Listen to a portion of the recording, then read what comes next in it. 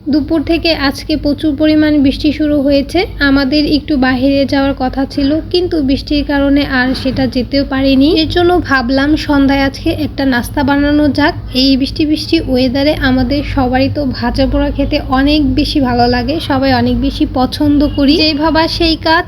প্রথমেই আমি নুডলস সেদ্ধ বসিয়ে দিলাম। আজকে বানাবো নুডলসের পকোড়া। অনেক দিন হলো এটা বানানো হয় না, ভাবলাম আজকে নুডলসের পকোড়া বানাই। প্রথমেই তো আমি নুডলসগুলো সেদ্ধ করে নিয়েছি। এরপরে পেঁয়াজ, মরিচ, ধনিয়া পাতা, হলুদের গুঁড়ো, মরিচের গুঁড়া আরও কিছু দিয়ে আমি সুন্দর করে মাখিয়ে নিয়েছি।